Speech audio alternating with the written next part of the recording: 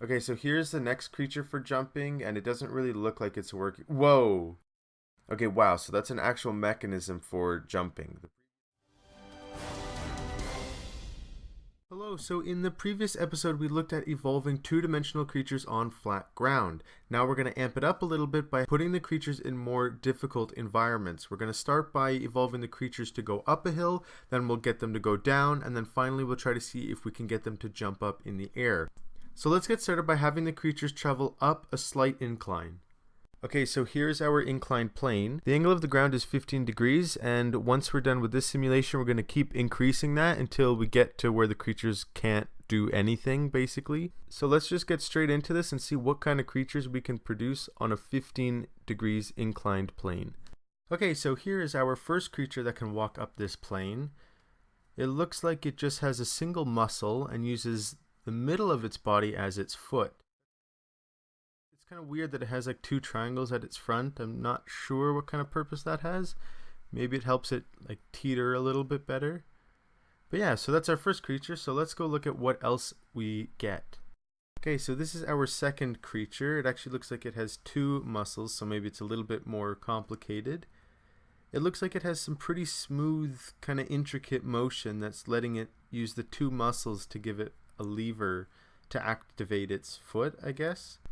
It's really cool to see these creatures come up with their own mechanisms that are actually like properly working. But with that, let's go to our third and final creature for this slope, and then after that we'll increase the slope by a bit. Okay, so here's our final creature. Wow, okay, it looks very different. I was just about to say that the other two creatures kind of looked very similar, so maybe just in general they all look like that, but I guess kind of what I'm noticing is that they all have the one peak to the top right, but I guess the overall shape can still be pretty different. The shape kind of reminds me of an egg, but it's actually pretty effective at moving with just the one muscle. That's the other thing. The creatures that we've seen have only had one or two muscles, and really we would expect to see more because that's kind of where the power comes from, but I guess the actual design of the creature is more important than that, than just the raw power. Okay, so here's our first creature on the 30-degree inclined plane, and it actually looks a lot like the other creature that we saw, I think our very first creature, except that it can kind of pull its body up higher, which would obviously help it climb up the steeper slope. And I think what it does is it pulls that middle node on the bottom closer towards the center, which lets its body fold up to pick itself over and then expand, which lets it grab a bit higher. Kind of like a jackknife. So it's interesting that it's a similar approach, but it's tailored to the higher slope. Okay, so this is our second creature on the 30-degree slope. And again, it's got one muscle, but what's different about this creature is that the highest node is now on the left, where previously they were all on the right. So maybe as the slope gets higher and higher, it's better to have that mass at the back of the creature. This creature has a very simple design, just a normal triangle, but with a bunch of legs at the back, just to give it enough power, I guess, to climb up the hill. So let's move on to 45 degrees. So the first creature at 45 degrees has a very small profile, obviously to help it stay close to the ground and not kind of fall backwards. And it kind of looks like a cannon being rolled forward ever so slowly.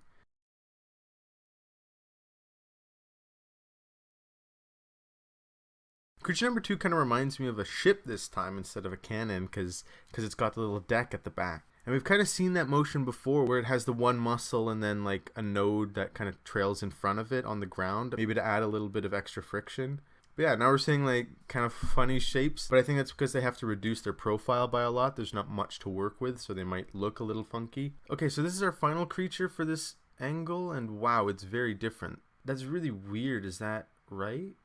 Okay, so I think I figured out how the creature moves. The idea, I think, is that being pushed up the hill is a different experience from being pushed down a hill. There are different forces. So that when the muscle expands, one of the ends experiences a different force than the other, which gives it an asymmetry that it exploits to move. And then obviously the opposite happens when it contracts, and that kind of gives it some repeatable mechanism that allows it to move. But I've actually never seen a creature like that, and I'm amazed at how well it actually moves. So I just found out that the angles I was saying are actually wrong. I misinterpreted my equations. So this is just a very basic creature, not really that interesting. So I'm just going to keep going until I find out what angle makes it so that the creatures can't climb anymore. Okay, so I couldn't actually push it that much farther. So it looks like the maximum that these creatures can go is about 51 degrees.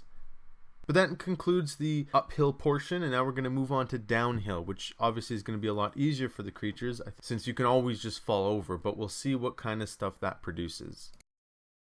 Well, basically for creatures going downhill with a sufficiently steep angle, the creatures kind of just spasm around a bit until they fall down the hill, so it's really not exciting. So what I've done is I've kind of made the slope relatively calm until we get this creature, which looks like kind of a pair of scissors with an angle of about 20 degrees. So the creature prefers to jump like out and forward with the scissor motion to kind of let gravity help it as much as it can, which is kind of interesting. Okay, so at about 11 degrees, I actually reduced the amount of bouncing back that the nodes do, just to make the creatures a little bit less chaotic. And that actually ended up generating this creature, which has an insanely cool way of moving. So the creature uses its two muscles to pull that back triangle around in circles to make the creature act like a wheel. That's actually so cool. Like, I keep finding creatures that I've never seen before, and I've never seen a creature move like a tire before. In fact, I thought it was impossible with just the muscles and the bones the way that they act. Okay, so here we've started to evolve the creatures for their jumping ability, and it's actually very difficult to get creatures that move in a not cheaty way, because the vast majority of creatures will exploit the fact that their muscles and bones don't interact, and they'll line them all up in one row, and what that means is that because it's an impossible shape to have all those things lined up, the forces that are generated in that impossibility become very, very high. So then the creature, if it gets shook a little bit, it'll kind of explode and jump up really far into the air. But that's obviously not the way that we want. Like, we want a mechanism, right? Not just to take advantage of that. So it's pretty difficult to get that. So one of the ways I dealt with that was I said you also have to move forward a little bit, and so because they get some advantage from moving to the right, just exploding upwards isn't as beneficial to them. So that kind of helped diminish it. They still kind of abuse it a little bit, but it's a lot calmer. So the creature has a somewhat unstable configuration with 3 nodes lying on the bottom. The creature takes that top dangling node and kind of pushes it into the ground to unbalance the very sensitive configuration, which then causes it to trigger kind of an explosion that jumps it into the air. But it's kind of like lighting a bomb where the match kind of sets off the explosion, and I guess that's how this creature moves. Okay, so here's the next creature for jumping, and it doesn't really look like it's working. Whoa! Okay, wow, so that's an actual mechanism for jumping. The previous creature had like exploited the physics, but this one actually kind of uses its body to spring open. Again, like we had that jackknife creature from earlier, but this is like actually like a jackknife, and it kind of just waits until its body gets into the right configuration, and then it flicks open and sends itself into the air kind of pretty elegantly. It looks like it's diving or something, but yeah, that's awesome. You can tell though that it's a really sensitive mechanism, because a lot of these creatures were not successful. Like, it's like less than half of the creatures actually had that mechanism working for them. The rest just kind of like popped up either a little bit or they didn't move at all.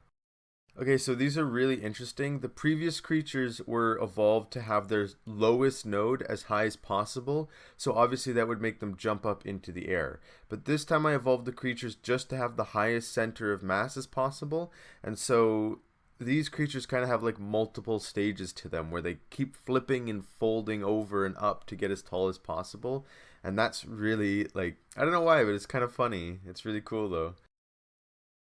I was trying to come up with different environments to evolve the creatures that didn't take up, like, that I didn't have to develop a massive infrastructure for, like having the surface be more complicated than just a flat plane.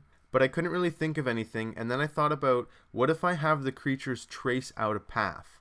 And so that's what I've evolved the creatures to do this time. And so there's a red path being drawn out in time. That's the curve that the creatures are trying to match.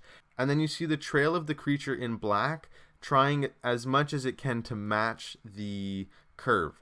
And that's obviously a very difficult task for the creatures to do, because they're just made of sticks, so they're not that flexible.